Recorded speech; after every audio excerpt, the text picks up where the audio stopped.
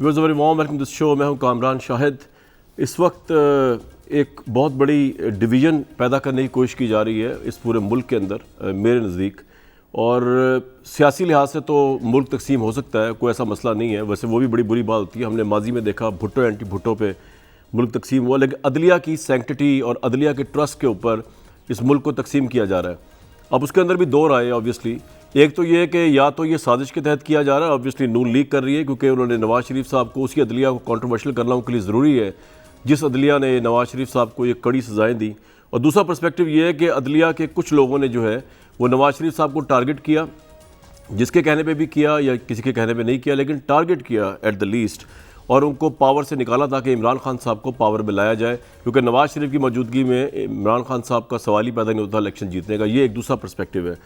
तो इन तमाम मामलों पे, जैसे कि मैंने पहले भी कहा था, इन केसेस को टेकअप करना चाहिए था। आज मरीम नवाज साहिबा की प्रेस कॉन्फ्रेंस थी, वो 5 शहादतें दे रही थी, जिनमें ऑब्वियसली वो अरशद मलिक साहब को मेंशन कर रही थी, सदीकी साहब को, जज जो थे, और जज राना शमीम एक्स जजेस, और साकिब निसार साहब जो सबसे ज़्यादा इस वक्त टॉक ऑफ द टाउन बने हुए हैं।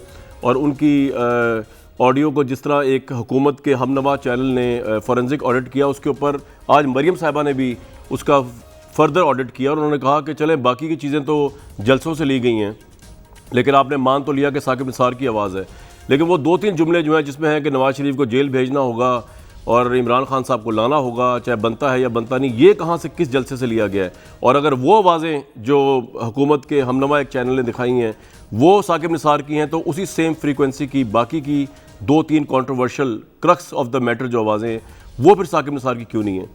सुन लें ज़रा मरीम साहिबा ने क्या कहा आज। और कैप्टन सफदर साहब ने तो आज दहलाई दिया ये कह के, उन्होंने कहा कि जनाब पुराने ज़माने में जो फिल्म हुआ करती थी ना, फीचर फिल्म, उस तरह की एक फ़िल्म आ रही जिसमें कोई स्विमिंग पूल में पाया जाएगा, कोई वॉशरूम में पाया जाएगा। मैं तो बड़ा परेशान हुआ उनकी वीडियो, ऑडियो की और वीडियो सुन के, और जो वीडियो आने की बातें कर रहे हैं उसमें कौन कौन होगा ये तो अब नून लीग ही बता सकती है, उनसे पूछेंगे आज जो नून लीग के नुमाइंदे। लेकिन पहले फैसल वाडा साहब हैं और मियाँ जावेद लतीफ़ साहब हैं। मरीम नवाज साहिबा का सुन लेते हैं, उन्होंने क्या कहा।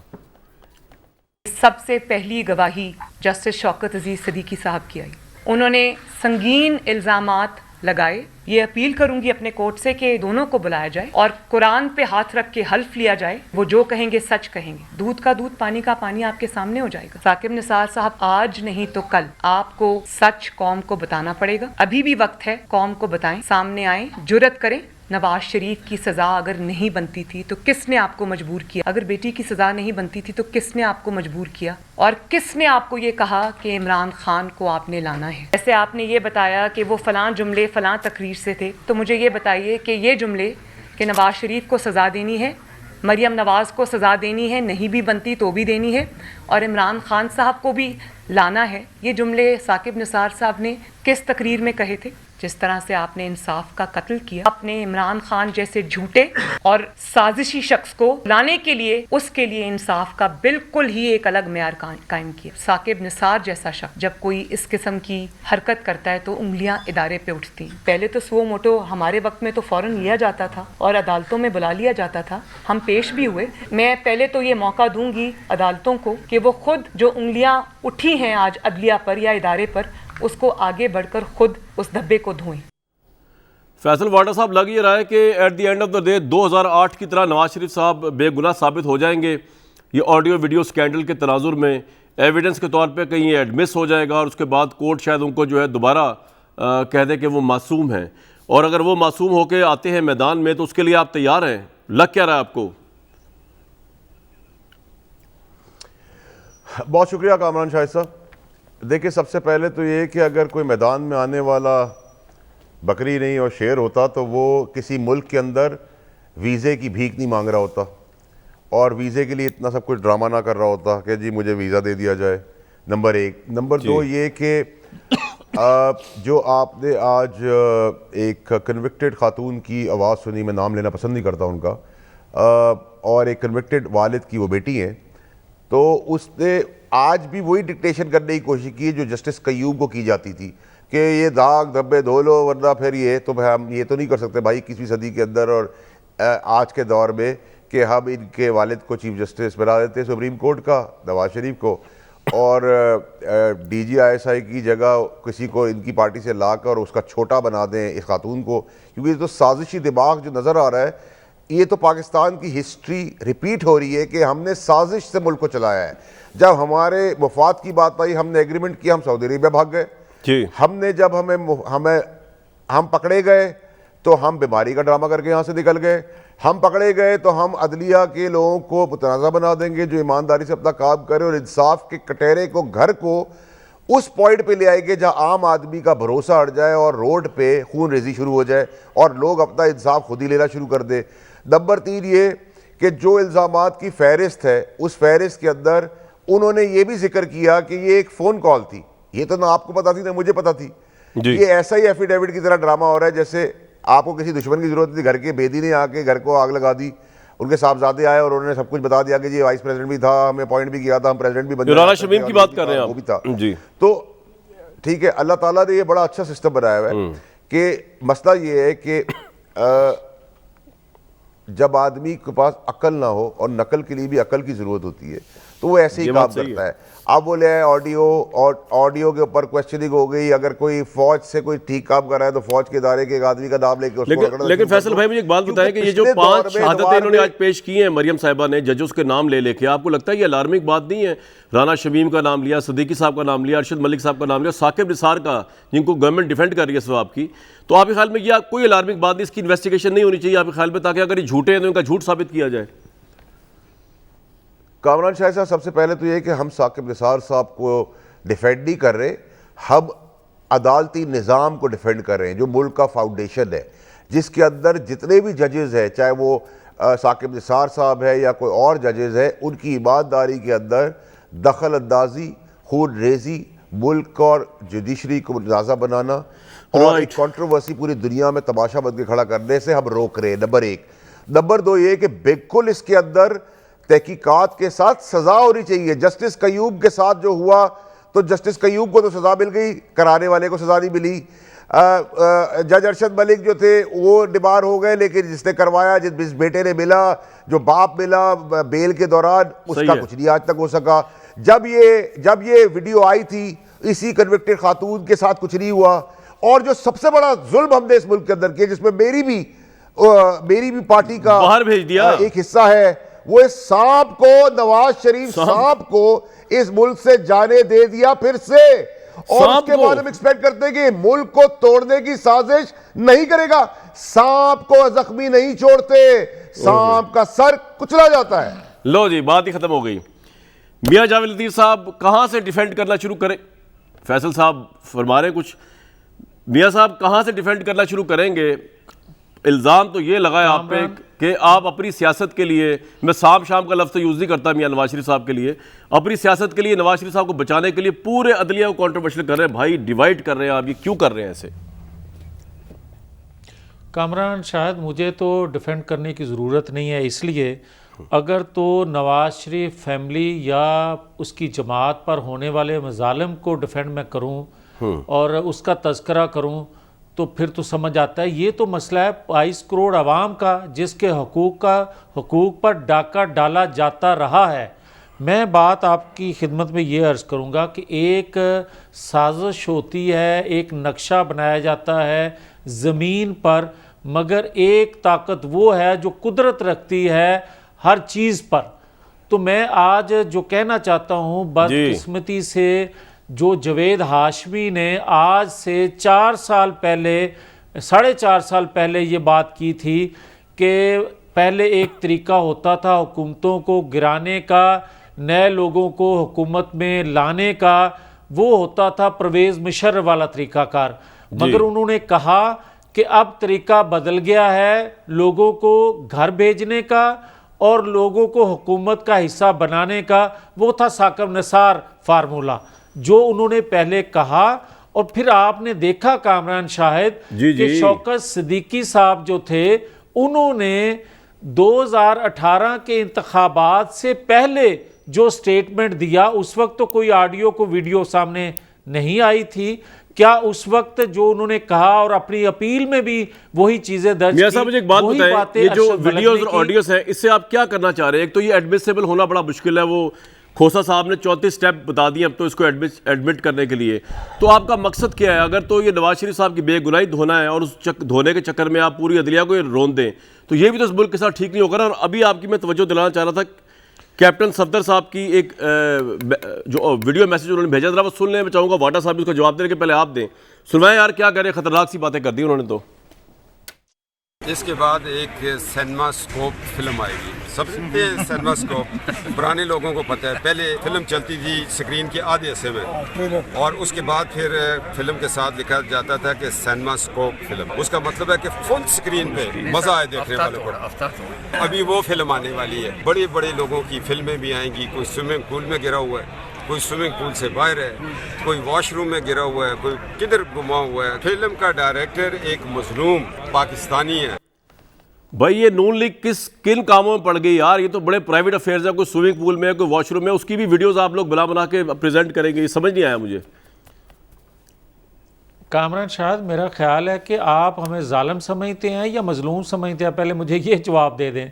नहीं, अगर मजलूम समझते हैं, मेरा तो समझने से क्या बात होता है? तो करने दें यार। जी चले, मैं आपसे बात कर बोले को जितना टाइम दिया है मुझे टाइम तो देना। सर आपसे बात हो रही है, मैं उनके पास तो गई नहीं। कह रहा हूं कि आपका जी, लेकिन मेरी अर्ज सुन लेना।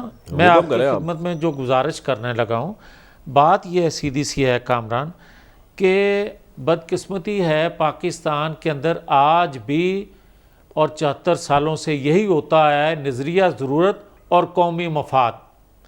इसकी तशरीह जो है हर दौर में जो ताकतवर है वो करता आ रहा है। जी। आज मुझे ये बताएं कि बार बार ये कोट किया जाता था जस्टिस क्यूम मलिक के उस ऑडियो को, और फिर उसका अगर जो उसके बाद फैसला हुआ। मियां साहब एक मिनट, आपने आज ये तहिया किया है कि आपने मेरे किसी सवाल का जवाब नहीं देना।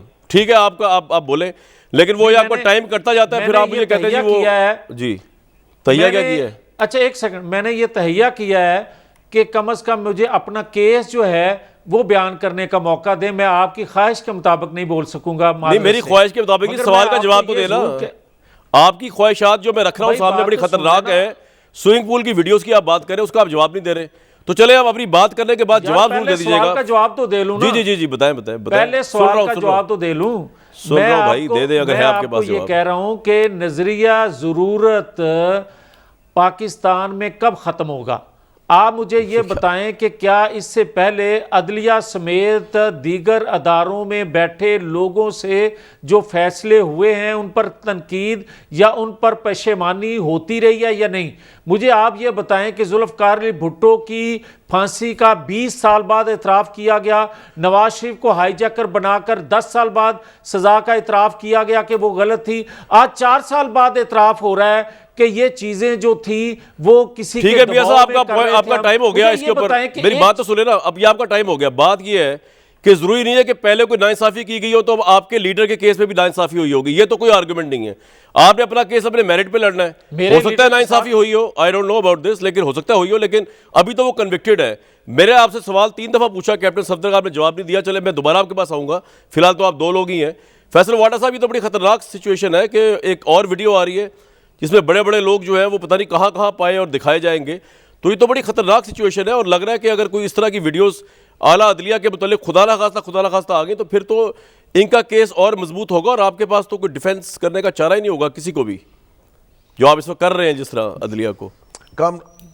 कामरान शाह साहब, आप काफ़ी अरसे से भाई एक ज़बरदस्त एंकर हैं, लेकिन मैं हैरान हूँ कि आपने कैप्टन सफदर की बात को ज़रा गौर से नहीं सुना। उसने कहा पुराने तर्ज की सिनेमा टेलीस्कोप टाइप जो बड़े करीब से फुल स्क्रीन दिखाई जाएगी, तो मुझे उससे याद आया कि कहीं वो अपनी तो किसी वीडियो की बात नहीं कर रहे या कोई पुरानी चीज़ तो नहीं उनके दिमाग में आ गई कहीं, क्योंकि ऐसी बहुत सारी चीज़ें पहले भी मंजर आम पे है। मुनासिब होगा तो आ जाएगी, हम भी देख लेंगे, आप भी देख लेंगे। पहले दूर से देखते तब करीब से देख लेंगे। ये आपने कहाँ से दूर की कोड़ी लेके आए? वैसे किसी के ज़हन में नहीं आई ये बात, ये जो आपने बात की है, ये आप ही के ज़रख़ेज़ ज़हन में आई बात। तो सर ये तो हिस्ट्री, अगर आप हिस्ट्री के तालिबे इल्म हो कामरान शाहिद साहब, वैसे तो आपकी मुस्कुराहट बता रही है बहुत कुछ। नहीं भाई, मैं आपको उस जगह मैं आपके जुमले के ऊपर सिर्फ आपने जिस तरह बयान किया है जी, मियाँ साहब ने और तुसी तपाओ, वैसे ही मेरे तपे ने कि मैं इंसाफ नहीं कर रहा हूं। नहीं, क्योंकि कामरान शाहिद साहब, एक दफ़ा मैं क्योंकि अभी रिसेंटली कुछ दिनों पहले गया था वजीर हाउस, तो वहाँ भी एक ड्राई स्विमिंग पूल था और उसके बराबर में एक बाथरूम भी था।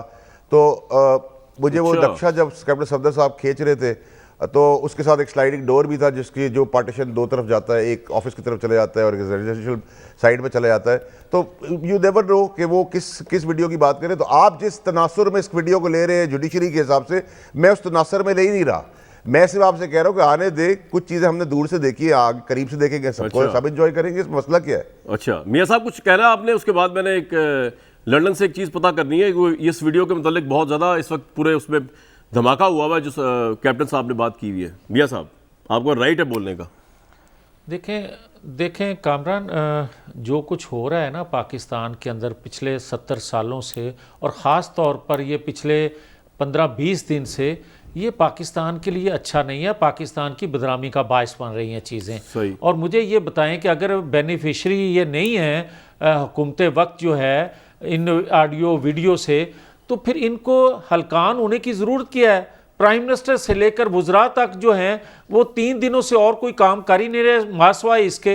भाई बोलना तो चाहिए साकिब निसार को, बोलना तो चाहिए जो दूसरे अदलिया के लिए खड़े हैं। अगर ये फ्रीक नहीं थे, अगर अदलिया के लिए ये खड़े हैं, तो फिर यही इमरान खान आज से 7 साल पहले कहते थे कि नवाज शरीफ को इन अदालतों से इंसाफ नहीं मिलेगा। उस वक्त इमरान खान झूठ बोल रहे थे या आज सच बोल रहे हैं, ये तो देखें फिर आप।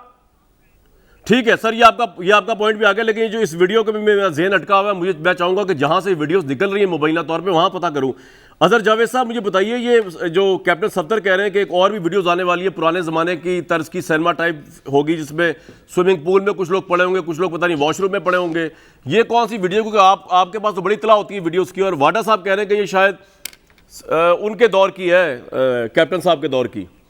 ऐसी कोई वीडियो है आपके ज़हन में कैप्टन सफदर ने आज जिसका इंकशाफ किया है? कामरान साहब, सबसे पहले तो मैं ये ऑडियो की वीडियो आई है साकिब निसार साहब की, उसके बारे में सिर्फ एक लाइन कहना चाहूँगा कि जो ये ऑडियो है ये बिल्कुल ऑथेंटिक करार दी जा रही है उनकी जो फोरेंसिक हुई है। तो इसमें हो सकता है कि जो पाकिस्तान में एक इसके बारे में डाउट हो, लेकिन जो कंपनी है वो स्टैंड बाई कर रही है और इसको बिल्कुल वो ऑथेंटिक करार दे रही है। दूसरी बात आपकी वीडियोस की, जहाँ तक मेरे इल्म में जो वीडियोस हैं वो स्विमिंग पूल का तो मुझे नहीं पता, लेकिन मुझे उन ऑडियोज़ और वीडियोज़ के बारे में कुछ मालूमात हैं जिसमें जो कानूनी मामलात हैं उसके बारे में चीज़ें डिस्कस की गई हैं। मुझे उन वीडियोस का भी मालूम है जो काफी हद तक मैंने उसका स्क्रिप्ट भी पढ़ा है और कुछ स्क्रीनशॉट्स भी देखे हैं। स्क्रिप्ट पढ़ा है कि ट्रांसक्रिप्ट पढ़ा है? वही ट्रांसक्रिप्ट होता है जरा। स्क्रिप्ट तो फिल्म का होता है ना यार, वो तो मैनेज की जाती है, इसलिए मैं कह रहा था पूछ लूं आपसे। मैंने जो उसका तर्जमा जो कह लें कि जो ऑडियो और उसका हुआ वो कह लें, ट्रांसक्रिप्ट कह लें आप माजरत के साथ। तो उसमें जो चीज़ें वो है वो मैंने जो देखी है वो बड़ी खौफनाक है। वो अच्छा। अगर ये आप समझ लें कि जो साकिब निसार साहब की ऑडियो, मुबैना ऑडियो जिसको वो डिनाई कर रहे हैं, उसके 3 हिस्सों पे अगर कहा जा रहा है कि बहुत वो कहीं और नहीं है लेकिन वो बड़े मुतनाज़ा हुए हैं, तो उन जो वीडियोस अगर वो आ गई तो फिर उसमें बहुत सारे ऐसे लोगों का नाम है जिसका जो हमारे बड़े अहम किरदार रहे हैं, बड़े अहम पोजीशंस पे रहे हैं, उनमें अदलिया भी हैं और कुछ और लोग भी हैं। तो दुआ करें कि वो चीज़ें ना आए। जिस तरह अभी आप फिक्रमंद है कि हमारे अदालती निज़ाम को एक दचका पहुंच रहा है, उसकी क्रेडिबिलिटी को मुतनाज़ा बनाने की कोशिश की जा रही है, तो वो वीडियोस का मुझे उन वीडियोस का पता है कि जिनमें जज अरशद मलिक नवाज शरीफ साहब से माफ़ी मांग रहा है और बता रहा है कि कौन कौन से किरदार हैं जिन्होंने उसे मजबूर किया। अरशद मलिक ये भी बता रहा है कि कैसे कैसे किस तरह होता रहा, कैसे कौन पैगामात लेके आता रहा और क्या क्या करता रहा। तो मैं खुद भी इस चीज से बड़ा एक अगर जावेद साहब कोई और भी कोई ऐसी वीडियो है जिसमें साकिब निसार साहब किसी से बातचीत कर रहे हैं लंदन में मुबैना तौर पे, कोई ऐसी वीडियो? साकिब निसार साहब यहाँ पे आए थे, बड़ा एक जब वो चीफ जस्टिस से यहाँ पे बहुत सारे लोगों से मिले थे, उनमें हुक्मरान जमात के कुछ लोग हैं जो काफ़ी इन्फ्लुएंशियल थे, वो उनके होस्ट भी थे, तो उनके साथ उनकी बड़ी मुलाकातें रही हैं, डिनर्स भी उन्होंने किए, उनके साथ शॉपिंग पे भी गए, होटल्स में भी ठहरे। तो उसके दौरान शॉपिंग में अगर अपने खर्चे पे गए होंगे ना साकिब निसार साहब, उनसे थोड़ी पैसे लेंगे। मैं कह रहा हूँ कोई ऐसी वीडियो के मतलब बातचीत है कि कोई बातचीत हो रही है उनकी? इमरान खान साहब के किसी यही मैं मुबैना कह रहा हूं। दोस्त से और वो जी मैं यही कह रहा हूं कि उस दौरान, क्योंकि उनका 3-4 दिन का स्टे था, तो उस दौरान उनकी बड़ी बातें हुई उन दोस्तों के साथ। तो मुझे ये इत्तलात है या मुझे पता लग रहा है कि उस दौरान भी कुछ चीजें जो हैं वो रिकॉर्ड हुई हैं, और वो रिकॉर्ड के बाद जो है कुछ लोगों के पास मौजूद है, जरूरी नहीं मेरे कि वो साथ ही शरीफ रहेगा। फैमिली के पास वाटा भाई, मौजूद हो। बात ये है कि ये अगली वीडियोस जो आ रही हैं, जो अजहर जावेद साहब बता रहे हैं, क्योंकि ये तो लंदन में नवाज शरीफ साहब से मिलते भी रहते हैं, क्योंकि वहाँ के जर्नलिस्ट तो मिलते हैं, तो ये जो आ रही है अरशद मलिक वाली माफ़ी मांगने वाली, ये आपके ख्याल में डैमेजिंग नहीं होगी? या इमरान खान साहब के दोस्तों की अगर आज खुदा न खास्ता साबिक जज साहब, चीफ जज साहब के साथ, वो आप उसके लिए आप रेडी हैं? उसका वो तो ऑडियो भी नहीं होगी, वो तो वीडियो होगी, जैसे ये बता रहे हैं अजहर जावेद साहब। अजहर जावेद साहब ने तो सारा वीडियो का मज़ा ही किरकिरा कर दिया। हम कुछ और सोच रहे थे, खुश हो रहे थे और सोच रहे थे कि हम सब एंजॉय करेंगे बड़े क्लोजअप्स को, और अजहर जावेद साहब आपने बड़ा जुल्म किया। हम कुछ यही और सोच रहे थे, आप हमें कहीं और ले गए। चले कोई बात नहीं, अरशद मलिक साहब की वीडियो आ जाएगी, कोई प्रॉब्लम नहीं है। उनका भी मिस्टर ज़मीर जागा गया, पहले सऊदी अरेबिया बुला के जगाया गया, फिर जाती उमरा में जगाया गया। उसके बाद अब नए एक साहब आए जिनको उन्होंने ही भर्ती किया था, उनका भी ज़मीर मिस्टर ज़मीर जाग गए। और मैं तो समझता हूँ जितने भी इदारों के और महफिलों के लोग हैं, वो सब के मिस्टर ज़मीर अगर साथ ही आ जाए तो मज़ा ज़रा एक साथ ही हो जाएगा सब चीज़ों को सॉर्ट आउट करने का। लेकिन इसमें सबसे इंपॉर्टेंट चीज़ ये है कामरान साहब जनाब कि अब इन चीज़ों को जो 35 साल पहले से चलती आ रही थी और इस तरह इक़्तिदार मिलता जा रहा था, इस चीज़ को अब ख़त्म करना होगा। अब हम सबको कलेक्टिवली आगे आना पड़ेगा। अगर इसमें कोई साबित हो जाता है तो उसको भी चौक पर टांगना चाहिए, और अगर नहीं साबित होता तो फिर तो उसको सही तरीके से चौक दर चौक टांगना चाहिए, नंबर एक। नंबर दो ये कि अजहर जावेद साहब बड़े रिसोर्सफुल जर्नलिस्ट हैं लंदन के। मेरी भी इब्तदाई जवानी के टाइम पे से मैं उनके साथ जगहों पे ओकेजन्स कवर करवाता रहा हूँ। तो मेरी तो ख्वाहिश और रिक्वेस्ट होगी अजहर जावेद साहब को, जिन्होंने आज पूरा मजा किरकिरा कर दिया। अभी भी आप जवान हैं यार, क्या कर रहे हो? अजहर साहब ने, अच्छा तो मियां जावेद, अभी आपके ऊपर आता हूँ। मैं आज आपको देख के बड़ा खुश हूँ कि अजहर जावेद साहब आपका सर आज जाए, आप जवान हैं और अभी। आप अपने असर रसूख इस्तेमाल करके सारी वीडियोस के छोटे छोटे 2-2, 4-4 सेकंड की क्लिप तो हमें भेज दे यार, ताकि रात तो सही गुजर जाए भाई, रात सही गुजर जाए। साहब भी मेरे भाई उससे गुजरे सुने जी। अच्छा मियां जावेद लतीफ साहब, आज मुझे खुशी है कि आप जैसा आदमी जिसने बड़ी एज अ वर्कर बड़ी मेहनत की अपनी पार्टी के अंदर, और आपका नाम लिया गया और आज आपको कुर्सी दी गई। अल्लाह करे वो आपकी कुर्सी कायम रहे, क्योंकि पीछे आपके जो लोग खड़े थे वो खींचने के लिए तैयार है।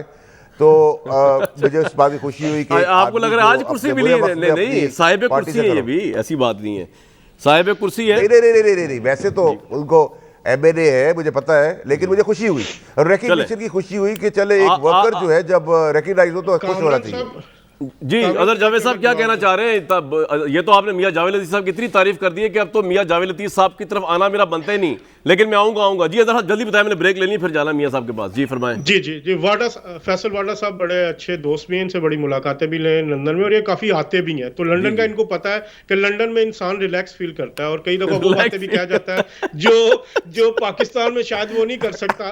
तो इस वजह से मेरा ख्याल है जब वो साकिब निसार साहब, मुबैना तौर पे मैं अभी कुछ कह नहीं सकता, वो कई महफिलों में बैठे हैं, तो कई दफा कैजुअल गपशप में कुछ ना कुछ चीजें शायद निकल जाती हैं। कुछ बंदा डिस्कस कर रहा होता है, माहौल भी अच्छा होता है, यहाँ पे वेदर भी अच्छा होता है। पाकिस्तान में पता ये माहौल आपने खूब बनाया है लंदन का, ये माहौल जो बनाया ना आपने। मैं आपको मशवरा दूंगा अजहर जावेद साहब, मैं आपको बताऊं कि आपकी अजहर जावेद साहब आपकी ना दोस्ती सही लोगों से नहीं है। अगर सही लोगों से दोस्ती हो ना तो हम आप पाकिस्तान में भी उससे अच्छा माहौल बना के दिखा सकते हैं। अब आए तो हमारी मेहमान नवाजी तो कबूल कीजिए। ये बात सही है। मेरा ख्याल से मैं ब्रेक लेता हूं, लेकिन आप पहली फुर्सत में फैसल वाडा साहब, क्योंकि आप इतने क्लोज आ गए मियां जावेद लतीफ साहब के, एक तो माहौल इनके लिए बनाएं, इनको कराची में बुलाएं और इनको माहौल इंट्रोड्यूस कराएं, या आप लाहौर आ जाएं। दूसरा, मियां जावेद लतीफ साहब तुसी भी लंदन तो होके आए, और तीसरी बात ये कि भाई साकिब निसार साहब यहाँ मौजूद नहीं है, तो मैं ये समझता हूँ कि मेरी जिम्मेदारी है कि उनको यहाँ पे उनकी एब्सेंस में उनकी ज़ात पे डिफेंड किया जाए। रिलैक्स होने का मतलब ये मेरा ख्याल से कतई नहीं लेना चाहिए किसी और तरीके से रिलैक्स। वो ऑब्वियसली लोग दोस्तों में बैठते हैं, और हमारे पास कोई एविडेंस नहीं है अभी तक कि साकिब निसार साहब के मुंह से कोई ऐसी बात निकली है जो नवाज शरीफ साहब के केस के ऊपर असरअंदाज हो। एक ब्रेक लूंगा जी। Viewers, very warm welcome back to this show. Imran Khan साहब ने आज बड़ा हेड ऑन लिया है इस तमाम कार्रवाई को जो अदलिया के ऊपर की जा रही है, और उन्होंने रीजंस बताए हैं और हल भी बताया है इस सारे मामले का। सुनवाइए। पाकिस्तान का सबसे बड़ा मसला करप्शन है। ये टेप्स जो हो रही हैं, ये जो सारा ड्रामा है, अब आप समझें कि ये मसला है क्या मुल्क का। प्राइम मिनिस्टर, वजीर, जब वो मुल्क का पैसा चोरी करते हैं कभी आगे नहीं बढ़ सकता। जब पहले असेंबली में झूठ बोला, ये हैं जी दस्तावेजात, वो फ्रॉड निकले। फिर कतरी खत आ गया, वो फ्रॉड निकला। फिर क्लिबरी फॉन्ट आ गई, वो भी फ्रॉड निकली। अभी तक एक कागज नहीं ये बता सके कि 4 लंदन के फ्लैट किस पैसे से खरीदे गए। आप सिर्फ ये बता दें अदालतों को कि पैसा आया किधर से, बजाय ये बताएं पहले क्यों निकाला, अदलिया को बुरा भला, पाकिस्तानी फौज को बुरा भला। मैं तो खैर तो वो कहते हैं बहुत जालिम हूं मैं, सारी चीजें कर रही हैं लेकिन जवाब नहीं दे रहे हैं क्योंकि चोरी का पैसा था। अफसोस किस चीज का है, लाहौर में फंक्शन होती है, उधर चीफ जस्टिस को बुलाया जाता है, सुप्रीम कोर्ट के जजेस को बुलाया जाता है। उधर कौन तकरीर करता है? जो आदमी सुप्रीम कोर्ट ने जिसको कन्विक्ट किया हुआ है, जो झूठ बोल के मुल्क से बाहर भागा हुआ है।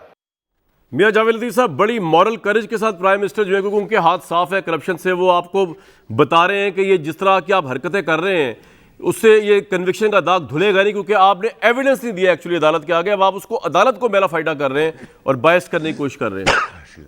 कंट्रोवर्शियल जी, फैसला आप कर लें। मुझे ये बताएं कि इन 3.5 सालों में पाकिस्तान के अंदर करप्शन बढ़ी? मुझे ये बताएं 3.5 सालों में कर्जे बढ़े?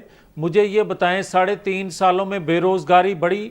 मुझे ये बताएं 3.5 सालों में महंगाई बढ़ी? मुझे ये बताएं पेट्रोल की कीमतें? मुझे ये बताएं डॉलर कितना ऊपर चला गया? मुझे ये बता दे कोई कि पाकिस्तान के अंदर 3.5 सालों में गवर्नेंस का क्या हाल है।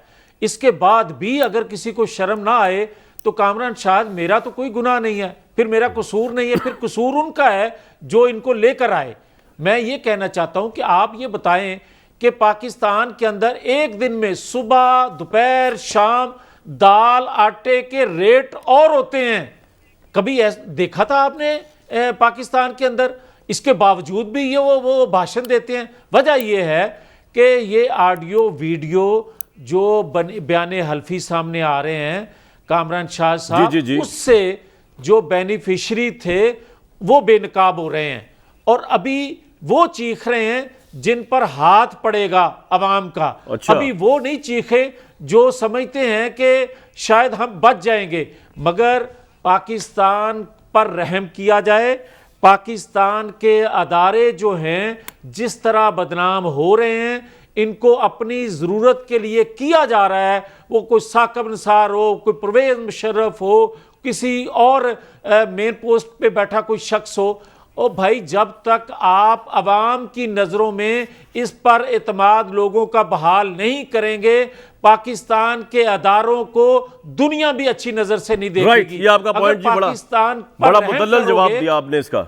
ये सवाल से उभरता है फैसल भाई कि प्रॉब्लम ये है कि आप भी जिम्मेदारी लेना, आपकी वजह से हमारी बड़ी इंपॉर्टेंट फौज जैसा इदारा जो है उसके ऊपर अपोजिशन बातें करती है कि आप उसको अपने मकासद के लिए इस्तेमाल करते हैं, हर जगह आगे कर देते हैं। वो कह रहे हैं अदालतों को आपने इस्तेमाल किया, साकिब निसार साहब को मुबैना तौर पे आपने इस्तेमाल किया पावर में आने के लिए, तो इसका भी तो कोई जवाब देना चाहिए ना कि ये सब कुछ हुआ है इस मुल्क में, आप इसी तरह आए, इसी तरह चला रहे हैं इस मुल्क को। कामरान शाह साहब, देखिए, सबसे पहली चीज़ ये कि ये तो पहली दफ़ा मैं सुन रहा हूँ कि कोई इक़्तिदार में आने से पहले ही इतना इन्फ्लुएंशियल हो कि वो कोर्टों को कर दे। क्या हमने कोर्टों पे हमले किए थे सुप्रीम कोर्ट के ऊपर? क्या इन्होंने रिवॉर्ड नहीं किया जो प्रेसिडेंट बने? क्या वही प्रेसिडेंट बनने के बाद जो इस दुनिया में नहीं है, अब आज के नए एफिडेविट के साथ भी प्रेसिडेंट बनाने की गेम की गई है? जस्टिस कयूम मेरे केस में आया, सैफ उर रहमान मेरे एतवार का आदमी है। क्या आप ये कहते हैं कि जी पेट्रोल महंगा हो गया तो उसमें मैं कसूरवार हूँ या आलमी मंडी कसूरवार है? या आपसे पूछते हैं कि आप नैब में आप हाजिरी दें तो आप कहते हैं पत्थर लगाएंगे, आपसे कहते हैं कोर्ट में आ जाए तो हम कहते हैं वीडियो लेके आएंगे, आपसे कहते हैं कि कोर्ट में अपना जवाब दे दो तो आप कहते हैं हम ऑडियो लेके आएंगे। आप खुद ही जज हैं, खुद ही फैसला करते हैं, खुद ही सुरखरू भी हो जाते हैं और मुझसे मफरूर भी है और इख्तियारी भी है। ये देखिए ना, लॉजिकल एंड पे लेके आए ना नून लीग के स्पोक्स पर्सन। या तो ये बोलेंगे जी हाँ हम भी बेईमान थे और हमने सिस्टम को भी बेईमान किया और हम ऐसे ऐसे करके मुल्क चलाते रहे। आप मुल्क से भागे हुए हैं, बच्चे भागे हुए हैं, ख़ानदान का ख़ानदान भागा हुआ है, ये जाना चाहती हैं, इनको जाने नहीं दिया जा रहा, कोर्ट के ऊपर इन्फ्लुएंस कर रहे हैं। जैसी हेयरिंग की डेट आती है कोई ना कोई नया तमाशा खड़ा हो जाता है। ये क्यों एक हसीन इत्तफाक है। लेकिन कामरान शाह साहब, सबसे ज़्यादा इंपॉर्टेंट ये चीज़ नहीं है कि हम बार बार बताइए क्या कर रहे हैं। सबसे इंपॉर्टेंट चीज़ ये है कि अब सबको ये सुनने और समझने की ज़रूरत है कि 35 साल से जो ड्रामा होता रहा, कभी सज़ा दे दी, कभी मुल्क बदल कर दिया, कभी कंधे पे बिठा दिया, फिर भेज दिया, हस्बे ज़रूरत हस्बे हाल मॉडिफिकेशन और चेंजेस करके पाकिस्तान को एक एक्सपेरिमेंटल रूम बना दिया। ये एक्सपेरिमेंटल रूम के अंदर जितने भी लोग शामिल हैं, जितने भी इदारे शामिल हैं, उन सबको अब एक दफ़ा यकजहत होकर पाकिस्तान की बका और सलामती के लिए सोचना पड़ेगा कि एक्सपेरिमेंट्स बंद करें, अगर कोई गलत है उसको टांगे, नहीं गलत है उसको सर पे बिठाएं। ये ड्रामा हस्बे ज़रूरत हस्बे इत्तफाक कभी हम छोड़ देते हैं, कभी हम बुला लेते हैं, कभी हमदर्दी कर देते हैं, कभी केस बना देते हैं, कभी केस विड्रॉ कर देते हैं, कभी शेड्यूल 4 में डाल देते हैं, कभी निकाल देते हैं, कभी फौज को बदनाम करते हैं, कभी फौज से दोस्ती कर लेते हैं, कभी अदलिया को गाली देते हैं, फिर अदलिया से दोस्ती कर लेते हैं। ये क्या ड्रामा है? इस ड्रामे के अंदर जिसने सब कुछ एग्जीक्यूट किया उसको बुलाए। जिस औरत ने और जिसके बाप ने सारे काम किए बुलाए, उनको कटहरे में खड़ा करें, उनसे सवाल जवाब शुरू करें कि आपने कैसे इदारों को ब्लैकमेल किया, ये सारी वीडियोस कैसे बनी है, किसको प्लांट किया, किसकी प्राइवेसी में इंटरवीन किया।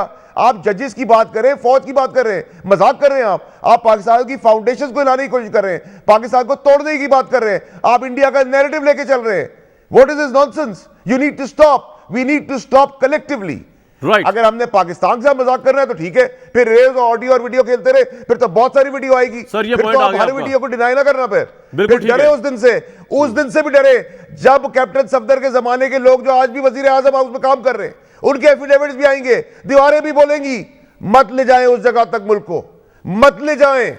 सियासत को इतना गंदा ना करें कि लोग आपके ऊपर और मेरे ऊपर थूकना शुरू कर दें। प्लीज इस चीज को होश के नाखुन लें, अपने मुफाद के लिए इदारों को टकराए ना, मलाइन ना करे, खुदा का वास्ता है। बिल्कुल ठीक है आप लोगों ने बहुत इक़्तिदार कमा लिया, बहुत चोरी का पैसा बना लिया, बहुत प्रेशराइज करके सारे काम करवा लिए। अब नहीं होगा, जहां मीडिया भी आजाद है, जहां जुडिशरी भी आजाद है, जहां फौज भी अपने कॉन्स्टिट्यूशनल राइट के तहत अपना काम कर रही है। उन शहीदों का कुछ होश करें जो अपने बच्चों को यतीम करके गोलियां खा रहे हैं हमारी सरहदों को बचाने के लिए। उन जर्नलिस्ट का ख्याल करें जिन्होंने मौत के मुंह पे जा जाके चीजें कवर की है। ये मत करें कि अच्छा आपने रिकॉर्डिंग की थी, आ जाओ तुम्हें भी प्रेसिडेंट बना देंगे, तुम्हें भी लिफाफा दे देंगे, तुम्हें भी जमीन दे देंगे, आओ आओ हेडलाइन लगाओ, हम तुम्हें ये दे देंगे। किसी को कुछ नहीं मिलेगा, जिसके पास है वो भी चला जाएगा। सर ये पॉइंट आ गया। मियां जावेद लतीफ साहब, सियासत को और कामरान शाही साहब आखिरी चीज कामरान शाही साहब आखिरी चीज मियां जावेद लतीफ से मैं पूछना चाहता हूं कि आज ये बताएं, जो इनकी कन्विक्टेड खातून ने एडमिट किया टेलीविजन पे कि मैंने चैनल्स को रोकने के लिए, पैसे देने के लिए मना किए थे, टैक्स पेयर्स के पैसे को रोकने वाली वो किस ओहदे पे थी, किस ओहदे के तहत वो ये सब डिक्टेशन दे रही थी? जवाब दें जी, ठीक है। की बेटी थी। सियासत को इतना गंदा ना करें, लोग थूकना शुरू कर दे आप लोगों पे, ये कहा है बाटा साहब ने, और जवाब दे दें। जी कामरान, यही बात मैं कह रहा था जो फैसल बात कर रहे हैं। बात कुछ पोर्शन इनका ठीक है, वो ये कह रहे हैं कि सियासतदान सियासत को इतना गंदा ना करें, अदारों में बैठे लोग जो हैं वो अपनी मफाद के लिए ऐसा काम ना करें जिससे अदारों पर उंगलियां उठें। ये डे वन से हमारा मौक़िफ़ है। वो ऑडियो वाली बात भी बता दें, एड्स वाली बात जो फैसल साहब ने कही है, वो किस हैसियत से कहा गया था? मेरी बात सर, बात जल्दी बता देना। हाँ जी मैं अब सर अच्छा मेरी बारी जल्दी हो जाती है तो किसी का साथ अच्छा चलो मियां साहब ਤੁਸੀਂ नाराज ना हो, ਤੁਸੀਂ ਵੈਸੇ ਹੀ ਉਹਨਾਂ ਨੂੰ ਬਾਰੀ ਦੇਣ ਦੇ ਹੱਕ ਚ ਹੋ, ਤਾਂ ਮੈਂ ਕਹਾਂ ਚਲੋ ਕੋਈ ਗੱਲ ਨਹੀਂ ਜੀ। ਫਰਮਾਏ ਮਿयां साहब। ਤੁਸੀਂ ਇੰਜ ਨਾ ਕਰਿਆ ਕਰੋ, ਹਰ ਦਫਾ ਇੰਜ ਕਰਦੇ ਜੇ ਤੁਸੀਂ ਉਹਨਾਂ ਨਾਲ ਬੜਾ ਹੌਲਾ ਹੱਥ ਰੱਖਦੇ ਹੋ ਨਾ, ਮੈਂ ਤੁਹਾਨੂੰ ਖੁੱਲ ਕੇ ਦੱਸਾਂ, ਤੁਸੀਂ ਉਹਨਾਂ ਨਾਲ ਬੜਾ ਹੌਲਾ ਹੱਥ ਰੱਖਦੇ ਹੋ ਤੇ ਮੈਂ ਤਾਂ ਪਰੇਸ਼ਾਨ ਹੋ ਜਾਣਾ ਕਿ ਤੁਸੀਂ ਜੋ ਉਹਨਾਂ ਨਾਲ ਬੈਠਦੇ ਹੋ ਤੁਸੀਂ ਭੁੱਲ ਜਾਂਦੇ ਹੋ ਸਿਆਸਤ ਸਾਰੀ। ਦੱਸੋ ਹੁਕਮ ਕਰੋ ਕੀ ਕਹਿ ਰਹੇ ਹੋ। मैं ठीक करना जो करना, लेकिन मैं तुहानू ये दस रहा कि पाकिस्तान के अंदर अदारों में बैठे लोगों ने गलतियां की हैं और जिसकी वजह से आज अदारों पर लोग उंगलियां उठा रहे हैं और ये बात दुरुस्त कह रहे हैं कि खुदा ना खास्ता पाकिस्तान को नुकसान ना पहुंच जाए। अगर आप अदल का निजाम भी ठीक नहीं कर सकेंगे, अगर अदल पर भी उंगलियां उठेंगी, अदम एतमाद होगा। एक पाकिस्तान का साबिक चीफ जस्टिस दबाव में आकर इस तरह के फैसले देगा तो फिर कामरान शाह मुझे ये बताएं कि हम कहां जाएंगे। बिल्कुल मैं बताता हूं कहां जाएंगे। आप और मैं मिलकर लंदन जाएंगे। अब मैं भी लंदन जा रहा हूं अभी। अजहर जावेद साहब, ये सारी वीडियोस जो है ये नवाज शरीफ साहब के पास से निकल रही है, इमाम पर निकल रही है, क्या हो रहा है? मुझे तो ईसीएल पे रखा हुआ। बात सुने आप ईसीएल पे ना, आपकी ईसीएल निकलवा देंगे। बाटा साहब से ताल्लुकात बड़े अच्छे हैं आपके, ऑन स्क्रीन भी और ऑफ स्क्रीन भी। जी अजहर जावेद साहब। अच्छा कामरान साहब, हालात ये कि क्योंकि लंदन वापस आ जाएंगे। अच्छा जी निकलवा दो उन्होंने, ਤੁਹਾਡੇ ਨਾਲ ਹੀ ਨੇ जी जी जी अदर जावेद कामरान साहब। साहब, जो लंदन की अहमियत इसलिए भी है कि लंदन प्लान भी यहाँ पे बना था जब नवाज शरीफ के खिलाफ और अदर धरने साहब हुए थे, आज तो दे हालात ही मुझे जा भी पता जाओ, है। अब ये सारी वीडियोस सुनिए नवाज शरीफ ना। साहब के एम्मा पे निकल रही हैं, टाइम नहीं ना होता सर इतना, नहीं, नवाज आप शरीफ का- भी मियां नवाज जावेद शरीफ साहब की बात तरफ सुनिए। पीछे चले गए तारीख में जी। अब नहीं, मैं इसलिए कह रहा हूँ कि मुझे यहाँ पे ये भी पता है कि जब यहाँ पे हुआ तो अजमेर रोड के उस बड़ी बिल्डिंग के कौन से मंजिल पे कितने लोग कौन कौन जमा हुए थे और लंदन प्लान बना था, तो ये चीजें लंदन में होती रही हैं। जी, तो जी। लंदन इतना इसलिए जो क्योंकि यहाँ पे और आसान है नवाज मेला शरीफ साहब करना। मुतमईन है, वीडियोस काट के आ रहे हैं वापस पाकिस्तान, सीधा सा सवाल है सर। नवाज शरीफ साहब जो है, मैं आपको बताऊं, इलेक्शन से पहले पाकिस्तान में होंगे, चाहे अच्छा। वो अगले साल हो या 22 में ब्रेक हो, लूंगा जी, मैं यानी ब्रेक लूंगा, उनकी- इसी बात पे इलेक्शन से पहले आ जाएंगे। पाकिस्तान की सैंक्टिटी को लेकर, उसके इदारों की सैंक्टिटी को लेकर वीडियो ऑडियो खेल ख़त्म होना चाहिए और कंस्ट्रक्टिव बात होनी चाहिए। कल से पेट्रोल पंप्स जो है वो स्ट्राइक पे जा रहे हैं और अवाम के हालात गुर्बत को लेकर मैं कल आपको बताऊंगा। कल तक दीजिए इजाज़त।